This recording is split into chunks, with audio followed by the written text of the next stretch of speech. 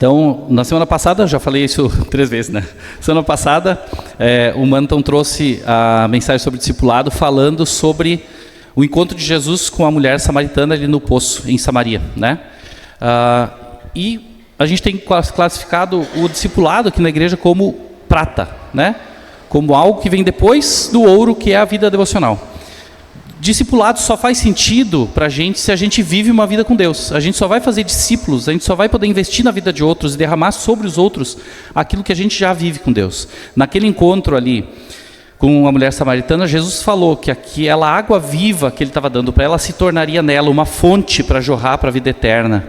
E essa fonte, ela é suficiente então para matar a sede dela, mas também para derramar sobre outros, né? Ia ser impossível conter isso, ia vazar, ia extravasar, né? Ia derramar sobre outras vidas. E ela fez isso logo em seguida. E ali o Mano trouxe 4 aplicações. Primeiro, né, 4 características do discipulado. Primeiro, em qualquer lugar, em qualquer hora, para qualquer pessoa, e uma só mensagem: quem Jesus é, falar sobre Jesus, né? Hoje a gente quer ir um pouco além disso, porque isso é o que vai mudar a vida das pessoas, sim, com certeza. Só que, e sim, né? Uma pessoa que entendeu isso e reconheceu Jesus, convidou Jesus para morar no seu coração, na sua vida, entrar na sua vida, vai ter dentro dela essa fonte que vai jorrar para a vida eterna. E ela vai saciar essa sede. Mas é muito importante, para quem está começando uma caminhada com Jesus, ter alguém que caminhe junto. E isso a gente vai falar um pouco hoje, sobre o caminhar do discípulo. E a gente vai aprender com um personagem destacado aqui. Eu vou começar falando de outro, para mostrar algumas coisas, mas a gente vai falar aqui hoje muito sobre Barnabé. Barnabé, não sei se você já ouviu falar sobre Barnabé, a gente vai falar um pouco sobre ele aqui hoje. Começando então essa caminhada, a gente vai caminhar um pouquinho em Atos. A gente não vai ler todos os textos, porque senão nós não vamos vencer mesmo o assunto. Ele é longo, né? Tem muita coisa para a gente falar sobre isso, mas eu queria compartilhar com vocês então. O começo dessa história é a conversão de Saulo, que veio a se tornar depois o apóstolo Paulo, né? Saulo tem um encontro com Jesus quando ele está indo perseguir os cristãos. Ele está numa estrada, está no capítulo 9 de Atos isso. Ele está na estrada indo em direção a Damasco e ele quer perseguir os cristãos, ele quer prender cristãos naquele lugar, levar eles presos, né? Levar embora para Jerusalém.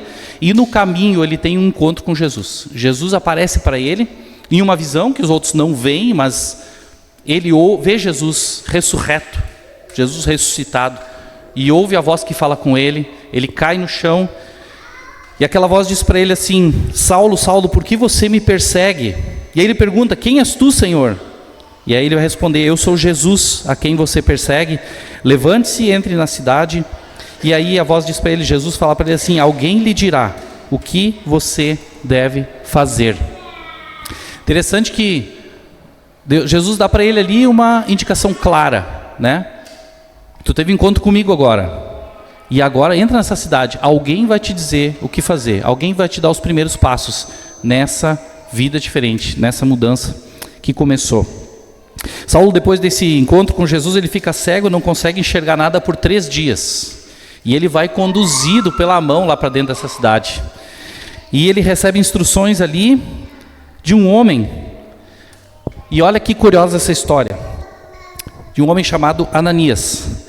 Mas eu queria destacar em primeiro lugar que Deus sabe, quando alguém começa uma caminhada com ele, Deus sabe, Jesus falou isso para Saulo, Deus sabe que alguém precisa de um acolhimento e de instrução nesse começo de caminhada. Às vezes, a gente pensa, tá, eu comecei a andar com Jesus, o que eu faço? Cara, Deus sabe que tu precisa de companhia. Deus sabe que tu precisa de alguém que te acolha. Deus vai levantar alguém para fazer isso. E Deus levanta um homem. Deus levanta um homem chamado Ananias. E o interessante é o seguinte, como é que começa isso, né? Ananias ouviu uma voz. Lá no capítulo 9 ainda, no versículo 10, vai dizer assim: havia em Damasco um homem chamado Ananias, o Senhor o chamou em uma visão e disse: Ananias. E ele respondeu: eis-me aqui, Senhor. Ananias ouviu uma voz e prontamente respondeu. Como é que ele sabia que era Jesus falando com ele? Ele estava acostumado a ouvir a voz de Jesus, ele reconhecia essa voz. Como? Ele já ouviu outras vezes? Talvez Talvez Jesus já tenha falado com ele. Tem a ver com a intimidade que nós temos com Jesus. Ananias tinha intimidade com ele. E quando Jesus chamou, ele sabia quem era que estava chamando. E ele respondeu: eis-me aqui, Senhor. E aí, Deus, fala com ele ali, diz assim: o Senhor lhe disse, vá à casa de Judas, versículo 11, na rua chamada direita, olha os detalhes, casa de Judas, na rua chamada direita, e pergunta por um homem chamado de Tarso, chamado Saulo. Ele está orando, e aí fala um pouco sobre ele, e diz assim: numa visão ele viu um homem chamado Ananias chegar e impor-lhe as mãos para que voltasse a ver. Ele tem uma visão, Deus fala com ele claramente o que ele devia fazer. E aí ele sabe quem é esse homem, Saulo, de Tarso. E ele fala assim para Jesus: Senhor, eu tenho ouvido muita coisa a respeito desse homem, e de todo o mal que ele tem feito aos teus santos em Jerusalém. Ele chegou aqui com autorização do chefe dos sacerdotes para prender todos os que invocam o teu nome.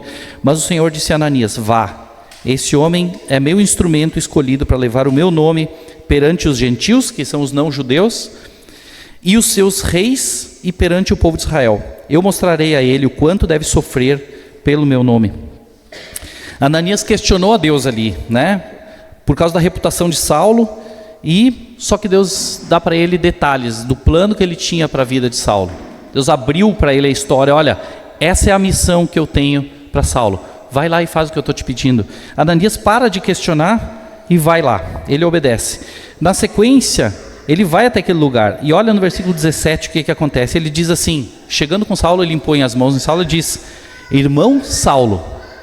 Há pouco ele chamou Saulo de aquele homem, aquele perseguidor, aquele inimigo do povo de Deus, e agora ele chama. Deus tinha dito para ele o que Saulo ia ser, Ele disse: irmão Saulo. Irmão Saulo. E ele cura Saulo ali daquela cegueira, porque ele impõe as mãos e ora, e Saulo volta a ver, E ele batiza Saulo. O texto fala isso, E depois dessa história aqui, a gente vai ver logo no final desse capítulo, diz assim, no final desse trecho, diz assim: depois de comer, recuperou as forças, e Saulo passou vários dias com os discípulos em Damasco. Fala só o nome de Ananias nesse trecho da história. Ananias, um homem que Deus chamou para uma missão específica na vida de Saulo. E aí fala que Saulo se reuniu com aqueles discípulos naquele tempo ali, naquela igreja. Passou alguns dias com eles. É importante a gente ver, que só o nome de Ananias é citado, os outros são anônimos. Os outros são anônimos. E depois daqui, e nem antes daqui, nem depois daqui, o nome de Ananias aparece mais na Bíblia. Só aparece aqui. Deus teve um chamado para esse homem, que foi importante naquele momento, para uma pessoa. Talvez Ananias nem tenha tido naquele momento a dimensão do que ia acontecer. Só que Saulo se tornou o cara que escreveu quase metade do Novo Testamento.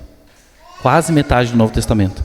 E aqueles discípulos que estiveram nos primeiros dias com Saulo também não entenderam talvez tudo que estava acontecendo ali. Mas certamente aquele encontro foi fundamental para moldar a sequência do mistério de Saulo.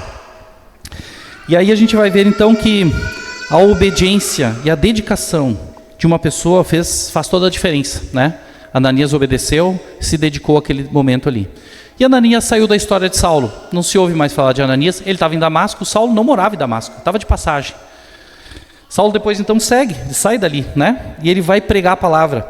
Na sequência, no versículo 20 do capítulo 9, vai dizer assim: logo ele começou a pregar nas sinagogas que Jesus é o Filho de Deus. Essa era a pregação de Saulo agora, de perseguidor do Evangelho a um pregador do Evangelho. Paulo, como a mulher samaritana da semana passada, não perdeu tempo. Ele já repartiu aquilo que ele sabia. Ele já compartilhou aquilo que ele tinha recebido. Multiplicou isso. E aí a gente vai ver na sequência o seguinte: Deus levanta outras pessoas para conviverem com Paulo. Vou continuar chamando ele de Paulo daqui para frente, Porque Saulo está no início da história. Não é que Saulo mudou de nome para Paulo, mas são duas formas de nome dele, um nome em hebraico e um nome grego, Então Saulo e Paulo é a mesma coisa, só a forma do nome. Então aqui começa com Saulo e daí segue com Paulo, nem aparece porque mudou. Eu vou continuar chamando ele de Paulo agora, Que é mais conhecido. Mas então, Deus levanta outras pessoas para serem companheiros de caminhada.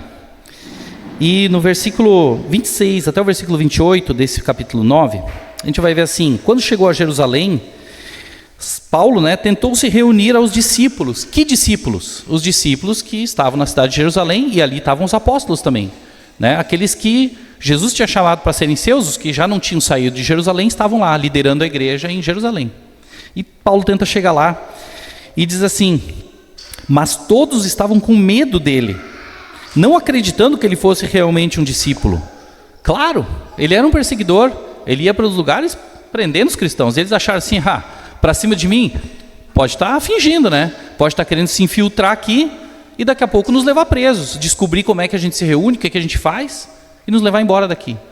Mas, versículo 27, então Barnabé o levou aos apóstolos. Ele lhes contou como, no caminho, Saulo vira o Senhor que lhe falara, e como em Damasco ele havia pregado corajosamente em nome de Jesus. Assim Saulo ficou com eles e andava com liberdade em Jerusalém, pregando corajosamente em nome do Senhor.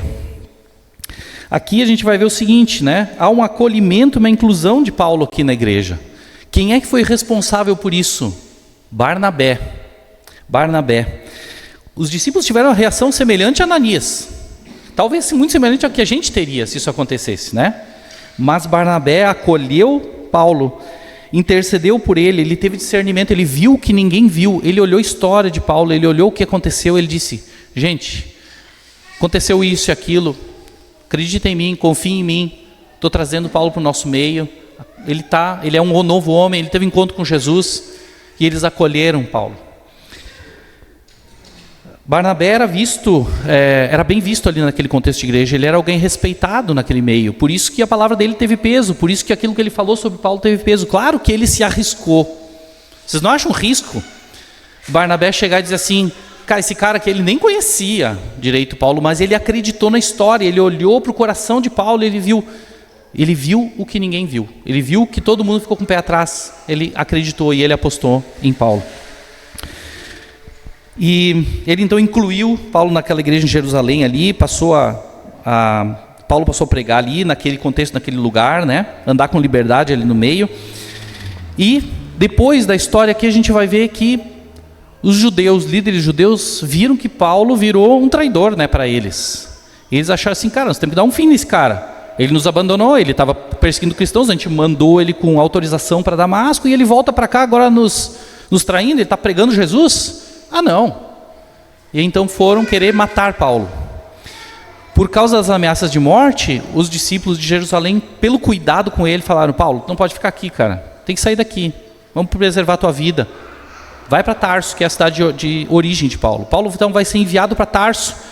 Quando a gente fala Paulo de Tarso, é porque ele era de Tarso, Então ele volta para Tarso. E aí agora o que aconteceu? Paulo vai ficar esquecido? Paulo vai para longe? O que acontece com Paulo? Cadê Barnabé? Barnabé ficou em Jerusalém. E aquela acolhida, quem é que vai acompanhar Paulo agora, E aí, importante desse trecho é o seguinte: as pessoas precisam de alguém que as acolha. Lembra disso. Chegou quem aqui no nosso meio, não só aqui no nosso meio, mas na tua vida tem gente chegando, alguém chegou para a cidade, tu fez uma amizade, cara, precisa acolher as pessoas. As pessoas precisam disso, a gente precisa acolher alguém. É uma tarefa de todos? É uma tarefa de todos, só que, sabe que cachorro com mais de um dono morre de fome, Porque um acha que o outro deu comida. Então é assim, se a gente deixa para o outro deixa para a gente, ninguém faz. Alguém precisa assumir a responsabilidade de fazer acontecer, senão não tem acolhimento e a pessoa vai ficar sozinha. Aconteceu agora, Paulo foi para Tarso, foi para longe daquele contexto ali de Jerusalém. E a história para de falar naquele momento de Paulo. A história de Atos ali vai continuar falando depois sobre o ministério da igreja, vai falar até sobre Pedro e tudo mais, Porque era a ênfase, a liderança da igreja de Jerusalém era de Pedro. E vai continuar falando sobre Pedro, e vai parar um pouquinho em Atos falar sobre Paulo. Mas vamos entender um pouquinho quem era Barnabé, já que a gente falou dele. Capítulo 4 de Atos vai nos falar que Barnabé, o nome dele era José. E era um apelido Barnabé. Barnabé significa, toda vez que vê na Bíblia ali, bar é filho de. quando vai ouvir na Bíblia lá falar sobre Bartimeu, era filho de Timeu. Bartolomeu, vai ter também o Bar lá, sempre o Bar, né? E esse Bar é filho de. E Nabé, eu não vou chegar na origem da palavra original, mas faz a parte assim, Bar, filho, Nabé, consolação, exortação. É um nome que deram para Barnabé porque ele é um cara reconhecido por encorajar os outros, consolar os outros, fortalecer os outros. Era alguém que tinha essa característica. E essa designação de consolador, se tu puxar um pouquinho aí pela Bíblia, tu vai ver que consolador é o nome do Espírito Santo. Então Barnabé era um homem visto como cheio do Espírito Santo, alguém que consolava, que exortava, que encorajava, que estava perto. Ele tinha essa característica, e isso era visível. Lá no capítulo 4, que eu falei agora de Atos, vai aparecer que ele é natural de Chipre, a ilha, né? E ele é um levita, da tribo de Levi, né? Na origem judaica, lá daquelas tribos de Israel, ele era um levita. E naquele contexto ali do capítulo 4, vai aparecer uma história interessante, que ele era alguém que, no início da igreja, lá que a gente chama de igreja primitiva, nos primeiros tempos da igreja, ele foi alguém que vendeu um campo que ele tinha, e trouxe o dinheiro e colocou aos pés dos apóstolos, dizendo, está aqui, isso aqui não é meu, isso é nosso, isso é para repartir, é para abençoar vidas, é para abençoar pessoas, as necessidades estão aí, está aqui o campo, não preciso dele, entregou, né? Curiosamente, logo depois desse capítulo 4, que aparece a história de Barnabé vendendo um campo, vai aparecer a história de um casal, que é conhecido, nosso, se tu já leu essa história da Bíblia, é Ananias e Safira, que viram aquilo e viram que muitas pessoas faziam isso e disseram, cara, isso é legal, fazer isso dá um prestígio, parece assim que eu sou desapegado, vou fazer o seguinte, vamos vender uma propriedade também e vamos entregar uma parte, vendi por 500 mil, vou entregar 200 e vou dizer que é tudo. E vou sair grandão, vou dizer que eu estou bem, sou um cara espiritual, e vou ficar com o resto e todo mundo vai achar, uau, que obra. E eles fizeram isso. E o Espírito Santo ali revela a mentira deles, né? Porque eles falaram, não é problema, eles podiam ficar com todo o dinheiro se quisessem. Podiam ficar com o dinheiro que eles quisessem. Só que eles mentiram, dizendo, eu estou trazendo todo o valor da minha venda aqui. E isso serviu de exemplo para a igreja, dizendo, não deve mentir ao Espírito Santo. Eles dois morreram. Mas contrasta ali com a generosidade de Barnabé. Alguém que não mediu esforços, né? Ele não estava procurando posição, status, destaque. Ele estava fazendo isso de coração, ele era generoso. Ok, falado um pouquinho sobre Barnabé, em Atos 11, 24, a gente vai ver também que ele era um homem bom e cheio do Espírito Santo e de fé. Não vou ler todos os textos, mas depois eu posso enviar isso para vocês, né? Diz lá que ele era um homem cheio do Espírito Santo e de fé, ele vai encorajar os cristãos nos lugares onde ele vai. Fazia parte do que ele era. O autor aqui, o David Cornfield, ele vai falar num livro, num artigo que ele escreve dentro do livro Paulo e sua Teologia, ele vai falar o seguinte sobre Barnabé. Eu achei muito interessante essa designação. Vai falar assim, Barnabé é caracterizado não apenas como um estudioso da Bíblia, porque ele conhecia as coisas, né, das Escrituras, mas com experiência transcultural, porque ele era um cara vivido, que andava pelo mundo daquela época, e muito amado entre os apóstolos, um homem de coragem contagiante, encorajador, comprometido com o reino de Deus, desprendido das coisas materiais, generoso, confiante nos apóstolos e com maior simplicidade a eles submisso. A fé, o compromisso, a integridade de Barnabé contrastaram frontalmente com Ananias e Safira, cujas ações também são narradas no livro de Atos, né? Que é a história que a gente acabou de falar. E sobre Barnabé ainda, a gente não tem tantas coisas além disso na Bíblia, mas um dos pais da igreja, um dos primeiros, né, escritores lá da igreja primitiva do século II, Clemente de Alexandria, escreveu sobre Barnabé dizendo que ele integrava o grupo dos 70 discípulos, ou 72, muitas vezes na Bíblia vai aparecer 72 discípulos enviados por Jesus para pregar o Evangelho. Se vocês lerem no Evangelho, vão ver que em algum momento Jesus tem 12 perto dele, Jesus tem outros 70 que ele envia de 2 a 2 para cidades para pregar o Evangelho. E Clemente fala que Barnabé era um deles. Então, é um relato extra-bíblico, mas é interessante, porque nos mostra, cara, Barnabé estava lá no começo. Barnabé talvez andou com Jesus. Barnabé teve essa experiência, essa história dos dois, de 2 a 2, andando em cada cidade, é muito legal. Porque Jesus manda eles assim, olha, não levem uma capa extra, não levem dinheiro, não levem nada com vocês, não levem um recurso, não levem um bordão, um negócio para eles poderem se apoiar, não leva nada. Vão com a roupa do corpo, entrem na cidade, alguém vai acolher vocês. Quem acolher vocês, vocês entrem na casa dele, como o que for oferecido, coloquem, declarem a paz de Deus naquela casa, fiquem ali. Então, essa experiência de terem feito isso, depois quando eles voltam dessa história, eles mostram, cara, a gente pregou o evangelho, os endemoniados eram libertos, pessoas eram curadas. Barnabé talvez tenha vivido isso, né? E como essa experiência de andar na dependência de Deus pode ter moldado o caráter de Barnabé. Então é algo assim, uma experiência única. Quem de nós não queria ter vivido isso, né? E Barnabé certamente foi impactado por essa vivência. Se esse relato de Clemente é real, é muito interessante, né, a gente pensar nisso. Ok. Falei que Paulo tinha então ido para Tarso. O que aconteceu com Paulo lá? No livro de Atos a gente não tem a percepção do tempo, porque é um capítulo depois do outro, as histórias vão sendo narradas, parece que tudo é imediato. Só que do capítulo 9 até o capítulo 11, que a história de Paulo vai voltar, se passam mais ou menos 13 anos.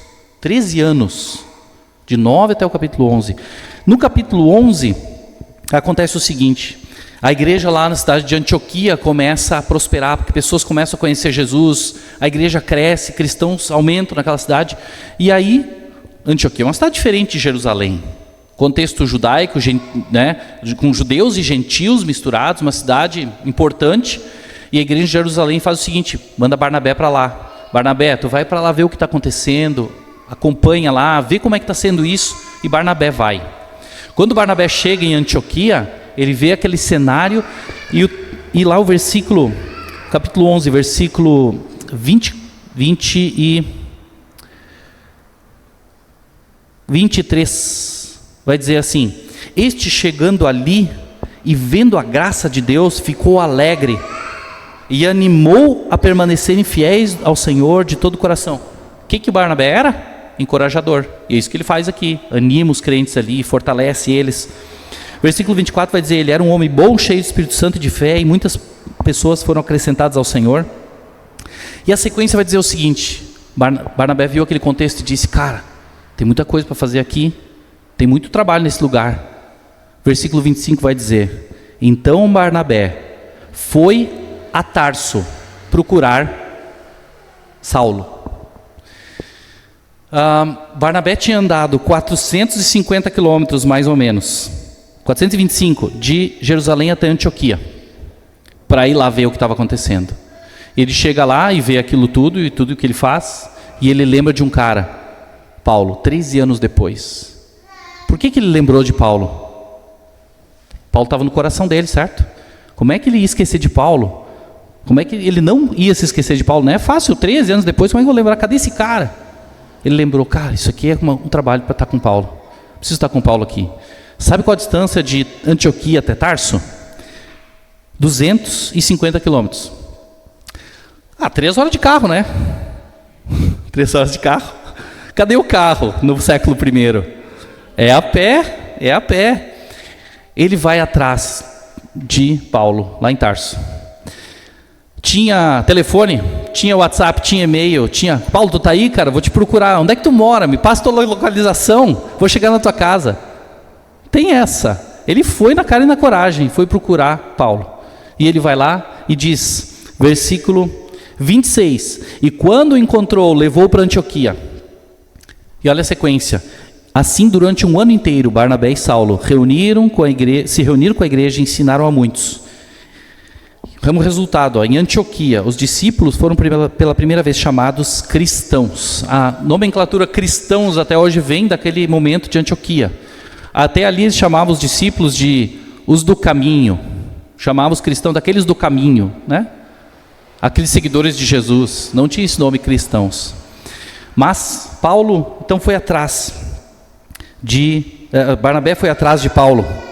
E eles passaram um ano ali, naquele lugar. Barnabé tinha algo para fazer, ele recebeu uma tarefa, né, da igreja de Jerusalém, mas a tarefa dele se tornou um pretexto perfeito para investir no relacionamento com Paulo, para resgatar aquele cara, para ir atrás dele e passar tempo com ele agora. Ele investiu tempo e esforço para esse relacionamento ser construído. Não é de uma hora para outra. Ele andou um monte para achar esse cara. E agora ele tinha 1 ano para andar com ele. Ele sabia que Paulo seria importante naquele momento e que poderia crescer muito no ministério. Ele sabia o chamado de Paulo. Paulo deve ter dito, cara, Ananias me falou uma coisa que Deus disse para ele, me chamou para pregar para os gentios. Eu ouvi a voz dele no caminho para Damasco. Barnabé disse, cara, tem que investir nesse cara. Um discípulo de Jesus que entende a sua missão, ele não olha para os obstáculos, mas ele foca nas oportunidades. Vocês acham que não era obstáculo que chega? Tudo isso que estava aí no caminho, 13 anos, 250 quilômetros, não saber onde o cara está, não saber onde mora, não saber como é que está a vida dele, nem sei se ele não abandonou a fé. Certo? E agora? Agora acontece o seguinte, seguindo a história um pouquinho. Na igreja em Antioquia, eles estão ali, passam um ano inteiro, e vai falar assim no capítulo 13, passou mais um capítulo aí, capítulo 13 vai dizer assim, na igreja de Antioquia havia profetas e mestres, presta atenção na ordem agora que é importante, Barnabé, Simeão, chamado Níger, Lúcio de Cirene, Manaém, que fora criado com Herodes, o tetrarca, e Saulo, por último. Chamou 5 caras ali, e o último é Saulo, o primeiro é Barnabé, tá? E aí diz assim, enquanto adoravam o Senhor e jejuavam, disse o Espírito Santo, separem-me Barnabé e Saulo para a obra que eu os tenho chamado. Assim, depois de jejuarem e orarem, puseram-lhes as mãos e os enviaram. E aí então, eles, dali desse momento, o que foi esse envio? Eles estavam na igreja de Jerusalém, em Antioquia, Barnabé aparece em primeiro, Saulo em último, naquele grupo ali, e agora o Espírito Santo revela, olha, separa esses 2 caras, eu tenho uma missão para eles. E essa missão, essa missão, ela é uma viagem missionária. Eles vão pregar o evangelho em outros lugares, vão sair de Antioquia. E aí o Espírito Santo separa Barnabé e Paulo. A igreja ora por eles e os encaminha. Repararam no nome, né? Assim como hoje em dia, naquela época também falavam assim, primeiro é o nome do mais importante. E na sequência, o segundo, o terceiro, o quarto, o quinto e o menos importante por último. Paulo era alguém ali, estagiário talvez, iniciante, né? Era o auxiliar.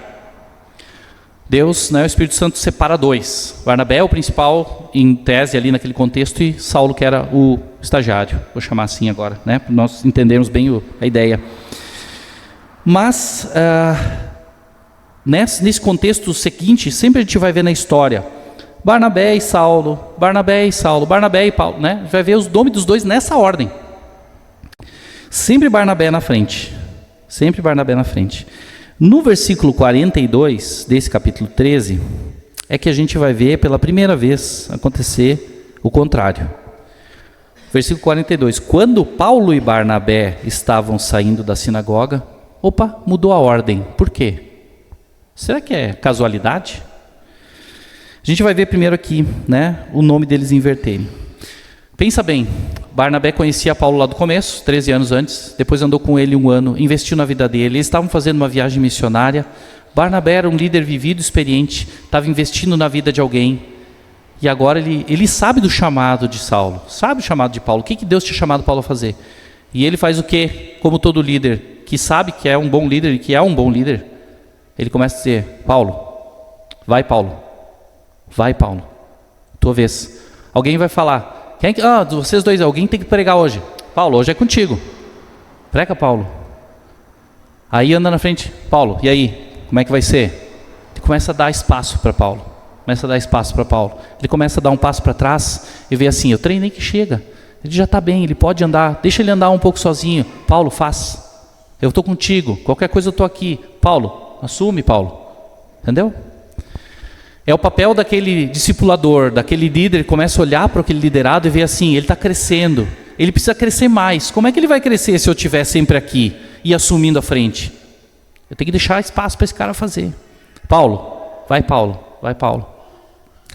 Versículo 42 do capítulo 13.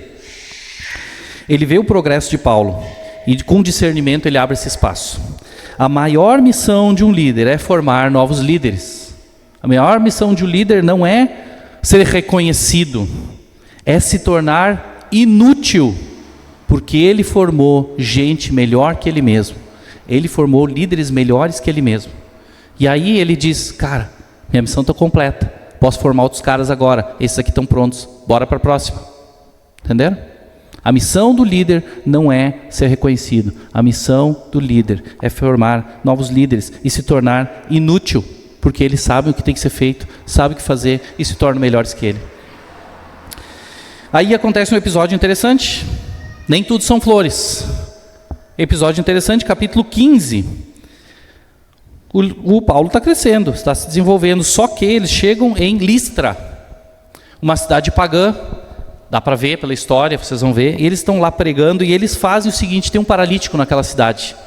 E eles curam o paralítico. Os moradores de Listra olham para Barnabé e Saulo e dizem, cara, esses caras são os deuses. Os deuses desceram entre nós. E eles chamam Barnabé de Zeus e Paulo de Hermes. O texto vai dizer isso, né? Vai dizer ali que eles viram, e o detalhe dessa fala é a seguinte, deixa eu achar aqui, capítulo 15, agora perdi minha anotação, mas perdi o versículo aqui. Bom, enfim, mas diz lá que eles viam Barnabé como Zeus, porque Zeus nos gregos ali é o deus primeiro, né? O maiorzão. E o Hermes era o porta-voz de Zeus, era o que detinha a palavra. Provavelmente Paulo pregava, e eles viam como Hermes, e Zeus, o cara que está por trás dele, o maiorzão, mais importante, como Zeus. Quer dizer, Barnabé era visivelmente proeminente, Barnabé era visivelmente o principal. Mas, então eles trataram assim. E aí quando eles chamam isso e querem trazer oferendas, diz lá que o sacerdote do templo de Zeus trouxe coisas e fez ofertas. Diz, cara, não é isso. Aí eles falaram que não, eles, né, saem dessa. Barnabé entra na história ali, também dá um jeito de resolver aquela parada, porque está difícil, é um momento difícil, né? Mas vê como até os de fora viam Barnabé como um cara mais importante. Mas Paulo estava pregando, ele era o porta-voz. Tá um momento que o discipulador é acionado, né? O líder é acionado ali. Na sequência também acontece outro episódio. Bom, eles voltam da viagem missionária, terminou essa viagem missionária no meio dos gentios, eles voltam para Jerusalém. E agora, eles partiram de Jerusalém como Barnabé, principal no começo, lá 13 anos atrás, lembro, já era o cara principal referência, e Paulo o iniciante. Quando eles voltam para lá, Barnabé é visto como líder pela igreja de Jerusalém. E tudo bem, Barnabé sabe que naquele contexto ele precisa abrir as portas, trazer o discurso, e ele fala, ele dá espaço para Paulo, mas ele é o líder ali, naquele contexto. Então no versículo 12, né, o nome de Barnabé aparece primeiro. O nome de Barnabé aparece primeiro. Só que, na sequência, lá no versículo 2, né, e no 22, no capítulo seguinte, já a ordem muda de novo. Quer dizer, Barnabé assume temporariamente ali aquela postura de novo de líder, já que eu era referência aqui, beleza, você é o líder aqui. Paulo, saiu daqui. Paulo, contigo de novo. É contigo. De novo ele faz isso. E Barnabé ali em Antioquia, quando eles voltam para Antioquia, saindo de Jerusalém de novo, eles voltam lá começa a falar Paulo e Barnabé, Paulo e Barnabé. Parece que Barnabé conseguiu dizer para a igreja, cara, Paulo é líder agora, Paulo é o líder, vocês entenderam? É Paulo. E ele começa a dizer assim, aceitem Paulo, e a igreja aceita Paulo, e ali começa a ser Paulo e Barnabé, e está tudo bem. Barnabé não ficou ofendido, porque, cara, eu era o líder, agora não sou mais. Estou criando um outro líder. Durante o processo do discipulado, o discipulador, ele se mantém acessível e age quando necessário, mas ele precisa dar espaço para o discípulo entrar e fazer e viver as suas experiências, viver os seus acertos, seus erros, mas ele está perto, ele está acessível. Precisa estar ali, mas ele tem que deixar o outro viver. Não é controle, é acompanhamento, é interesse, é estar perto, é estar junto. E agora vai vir uma parte que vocês vão achar assim, puxa, mas depois de tudo isso, uma história tão bonita, vem um problema. Capítulo 15, versículo 36 a 41, vai nos contar sobre um desentendimento que houve entre Paulo e Barnabé. Eles terminam a viagem missionária, está tudo bem, e aí Paulo diz para Barnabé, vamos para mais uma? Vamos para uma próxima? Mais uma viagem? E Barnabé diz, beleza, vamos. Vamos levar junto o João Marcos. E aí, o que acontece? Paulo diz, não, João Marcos não. João Marcos, cara, ele nos abandonou na primeira viagem. Ele andou com a gente lá, só que lá na Pisídia, num trecho que eles andaram na primeira viagem, conta lá que João os abandonou lá e voltou para Jerusalém. Paulo diz assim, não, cara, não é um cara confiável, não dá para andar com ele. Esse cara nos abandonou, nos deixou na mão, não posso, cara. E aí a gente vai ver o seguinte, Barnabé, ele tinha disposição em dar segundas chances. Ele já fez isso com Paulo, lembra? 13 anos atrás, uma vez, depois ele lembrou de Paulo, ele é um cara afim de dar uma segunda chance. Ele era um cara perdoador, ele queria encorajar, cara, tu errou uma vez, mas vamos para uma próxima. Só que Paulo tinha um olhar de cumprimento de missão. Paulo olhava a importância, a constância, a fidelidade nessa missão que ele tinha.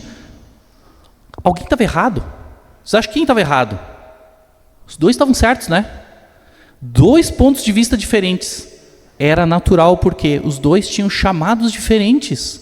Os dois tinham pontos de vista diferentes. Deus levantou Paulo para uma coisa, Barnabé para outra coisa. Eles fizeram coisas juntos porque a missão de Barnabé tinha a ver com Paulo. Barnabé estava do lado de Paulo, que Deus disse, cara, tu tem que colar nesse cara, agora tu tem que formar esse cara. E Paulo estava sendo preparado para ser o pregador lá fora. Funcionou porque eram missões complementares. Agora, outro momento. Agora é hora de dividir mesmo, separar. Cada um vai para o seu lado, porque, cara, tu tem um outro chamado. E Barnabé aqui, o coração dele pensou, cara, João Marcos abandonou a primeira viagem, eu quero esse cara comigo. Paulo diz, não, ele comigo não. Barnabé pensa assim, preciso investir em João Marcos. Paulo, desculpa, eu vou ficar com o João Marcos, tá? Segue teu caminho, tá tudo certo. Barnabé entendeu que Paulo estava pronto para uma próxima etapa, uma próxima fase sem ele. Ele podia seguir sozinho, não precisava mais do Barnabé. E aí ele abre esse espaço e diz, Paulo, cara, Deus te abençoe, só que eu vou pegar João Marcos, preciso investir nele agora. Próximo ciclo. Encerrou um ciclo, vamos para o próximo ciclo. Ambos acabaram não acordando, não chegando a acordo, se separaram. Paulo seguiu com Silas. E aí quando vocês verem alguns livros do Novo Testamento, vai dizer, quando começa a saudação de Paulo, vai dizer, Paulo, Silvano e Timóteo. Aquele Silvano é Silas. Timóteo é outro discípulo que Paulo fez. Mas você vai para esse Paulo, Silvano e Timóteo. Silvano é o mesmo Silas. E Barnabé, daqui para frente, ele pega João Marcos e vai para Chipre, que é a terra natal de Barnabé. Talvez ele leve a Barnabé, vamos lá para minha casa.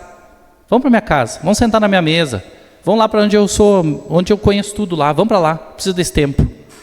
A gente não sabe como foi Barnabé e João Marcos. A Bíblia não conta mais nada dali para frente sobre Barnabé e João Marcos. Mas para aqui. Mas a gente vê que ambos assumem duas missões. Paulo tinha sido chamado por Deus para ser evangelista, um missionário, né? Barnabé tinha investido na vida de Paulo e que ele estava pronto para prosseguir sozinho. E agora acolhe João Marcos, então. Algumas lições disso. Na caminhada do discipulado, vamos viver etapas diferentes. Aprendendo com diferentes pessoas.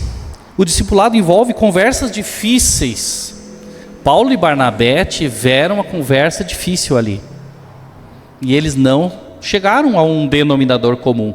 O denominador comum para eles, claro, era Jesus, era a missão, era o evangelismo, isso continuava.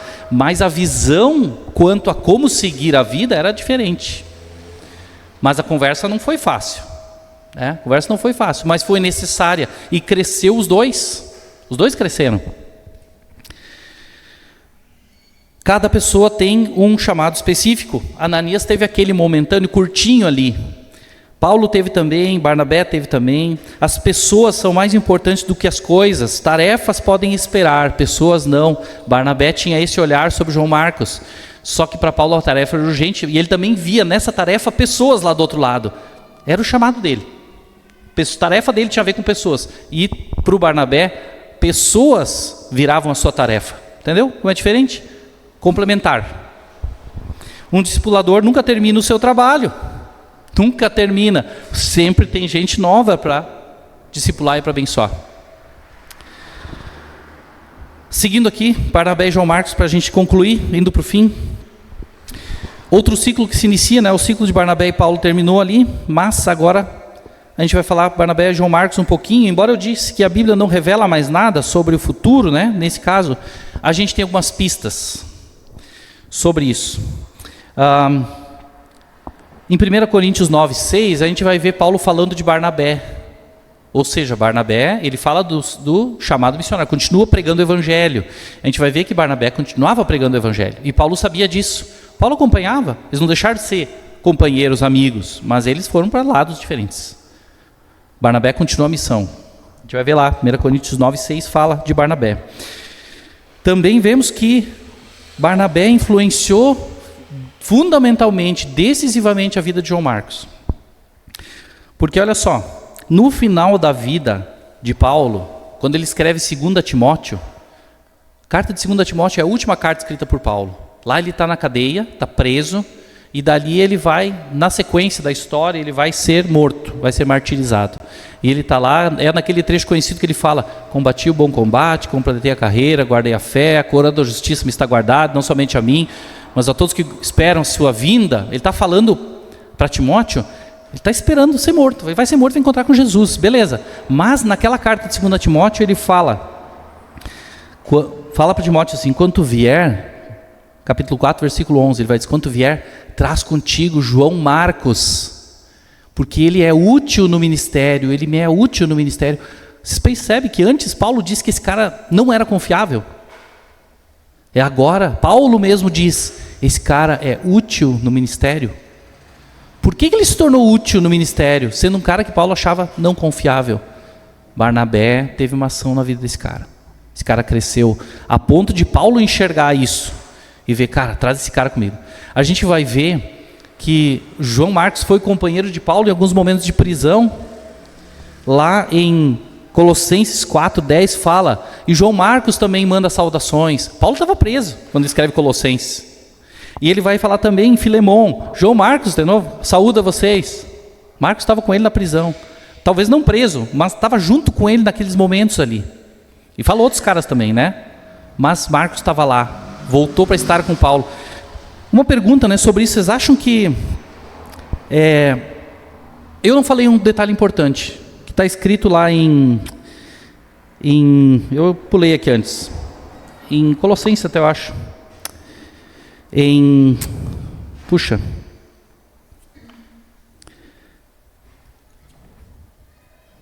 Deixa eu achar aqui só onde eu escrevi isso, porque é um negócio interessante. Colossenses 4:10, que ele fala que Marcos saúda vocês.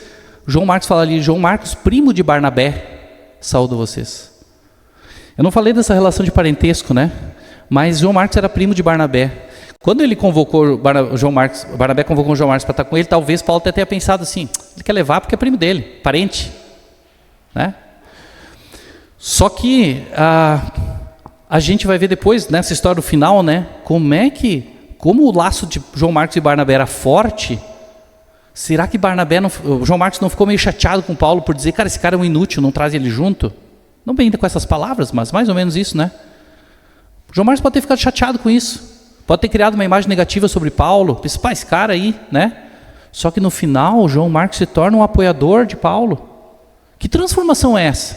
Será que o primo não disse: cara, não é assim, não é assim, ensinou ele, falou com ele, e aí ele muda a ótica dele sobre Paulo também? Coisas que a gente não tem assim, claro, na escritura, né? Mas são coisas que estão aqui que a gente pode presumir. Coisas que nos ensinam.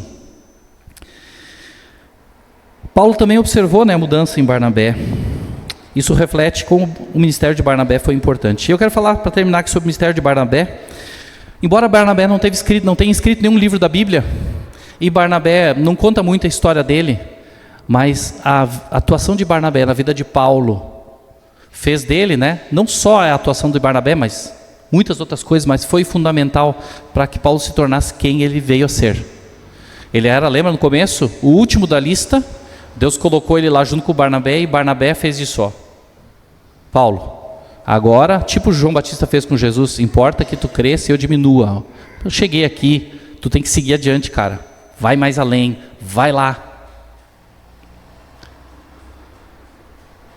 Barnabé, então, foi importante na vida de Paulo. E Paulo, embora Barnabé não tenha escrito nada da Bíblia, Paulo escreveu quase metade do Novo Testamento. Barnabé não escreveu nenhum livro da Bíblia, mas João Marcos escreveu o Evangelho de Marcos. Esse João Marcos aí, cara não confiável, que se tornou útil no ministério, escreveu o Evangelho de Marcos, que a gente vê na Bíblia. E ele não se tornou só companheiro de Paulo, mas se tornou companheiro de Pedro, porque as memórias de Pedro é que são o relato do Evangelho de Marcos. Marcos escreveu a partir do relato de Pedro. Ele era um discípulo de Pedro, andou com Paulo, andou com Barnabé. Pensa quem esse cara se tornou com essas influências, né? Então, Barnabé talvez passe batido nas páginas do Novo Testamento, mas o legado dele não. O que ele plantou, frutificou. O que ele fez, redundou para uma grande colheita na vida eterna, né? E um grande galardão para ele. Fechando aqui, tudo isso é sobre discipulado. Entenderam a sequência, tudo que aconteceu aqui? Vou destacar agora umas lições. Primeira, discipulado é um relacionamento. Começa num relacionamento. Não é um encontro de estudo bíblico. Discipulado não é encontro de estudo bíblico. 10 lições, 20 lições, para a gente sentar, eu falo, eu explico, tu responde umas perguntas. Não é. É um relacionamento de compartilhamento de vida. Não é um relacionamento interesseiro, onde eu faço e tu faz coisas para mim e eu me beneficio. É um relacionamento interessado. Interessado. Onde eu tenho interesse na tua vida, que tu cresça, que tu desenvolva, que tu frutifique, que tu vá adiante. Nós dedicamos tempo, recursos, esforço, conhecimento, compartilhamos vida para que pessoas conheçam Jesus. Fazemos isso porque amamos a Cristo e amamos as pessoas. Não esperamos receber nada em troca. Eu dediquei tempo, cara, ele botou tudo fora. Não merece mesmo minha atenção. Não merece mesmo nada. Não adianta gastar meu tempo com ele. É assim? Estou plantando na vida dele para colher, para que tenha uma colheita eterna, para que tenha frutos na vida dele, para que pessoas conheçam Jesus, ele conheça Jesus, que outras pessoas conheçam Jesus, que isso vá além. Não sei o que ele vai fazer com o que eu entreguei.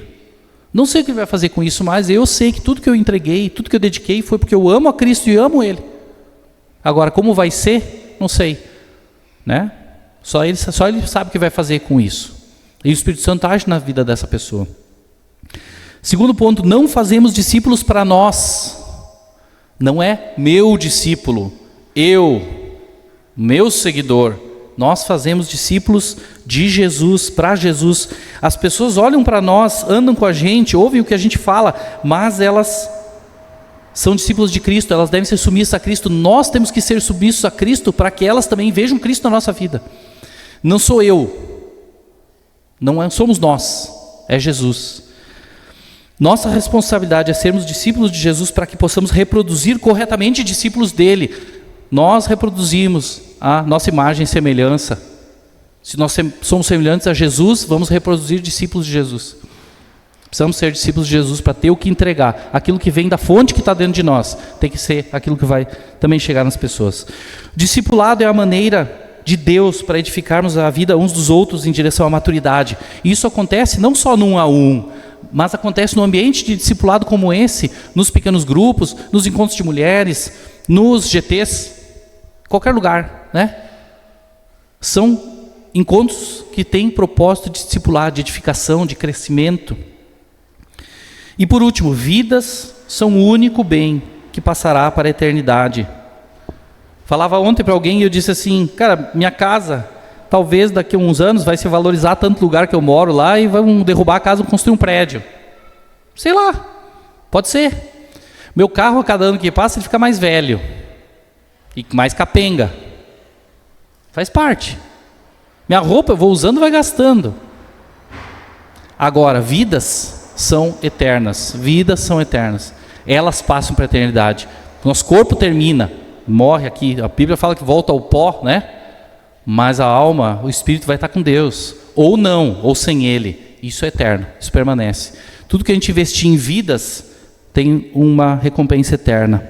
Vidas são o único bem que passará para a eternidade. Por isso não há nada mais importante. Quero orar.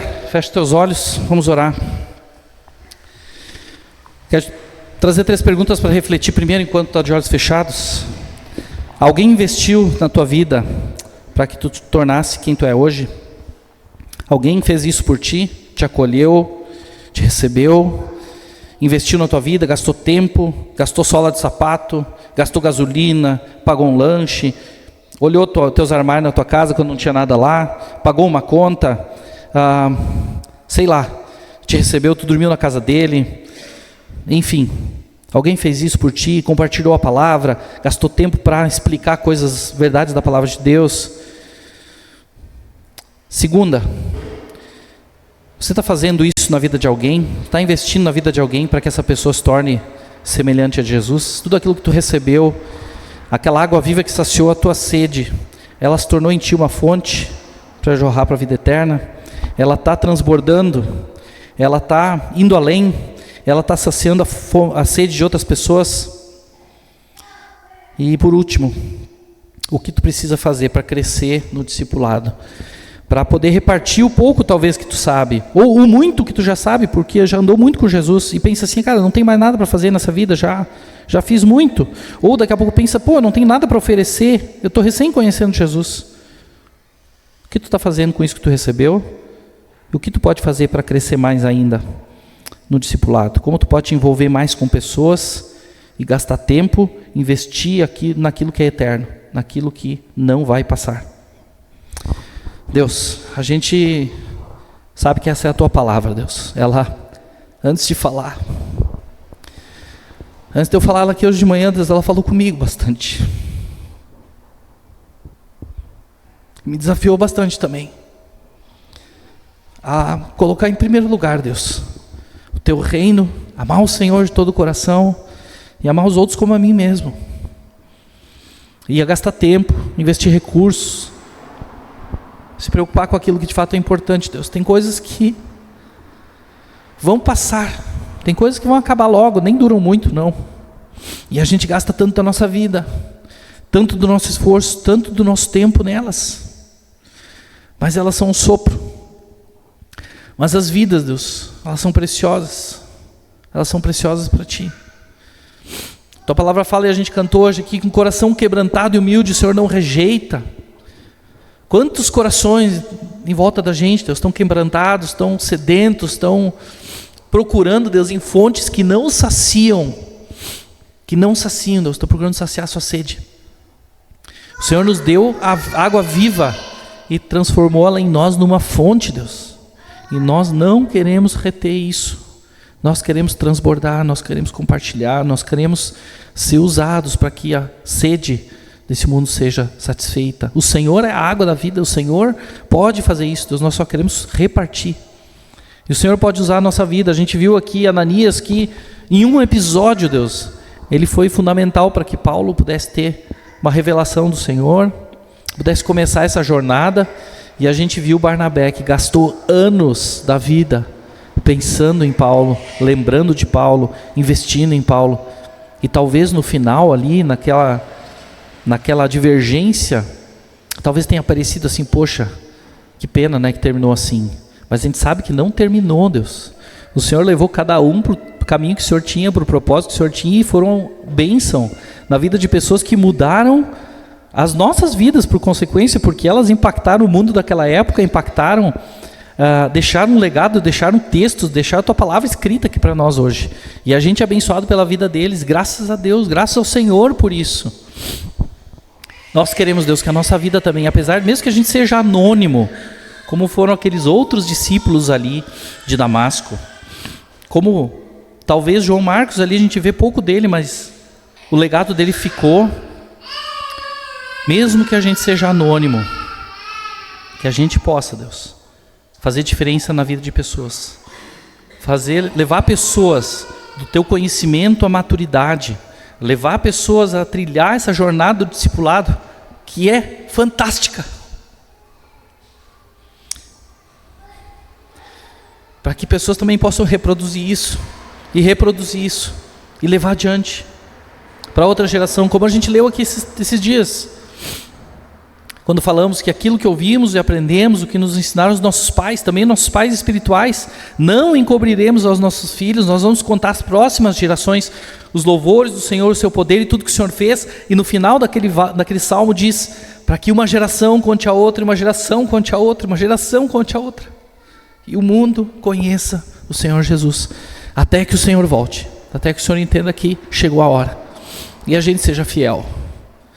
Deus, desperta em nós esse senso de urgência, de prioridade, que a gente saiba ser sábio em aproveitar, usar bem o tempo, os recursos, tudo que o Senhor nos deu, tudo é teu. Nós entregamos a direção da nossa vida ao Senhor, a gente senta no banco do carona, o Senhor assume a direção e nos leva onde o Senhor quer. A gente não quer ficar ali controlando o caminho, Deus. A gente quer andar por onde o Senhor nos leva. Que a gente possa fazer isso e aproveitar a viagem, aproveitar essa viagem e levar a gente com a gente também. Fala com a gente, continua falando essa palavra conosco ao longo da semana. Quando a gente se encontrar no GT, Deus, a gente tem o que compartilhar, que o Senhor continue vivificando essa palavra em nós. Em nome de Jesus, nós oramos e te agradecemos. Amém. Amém.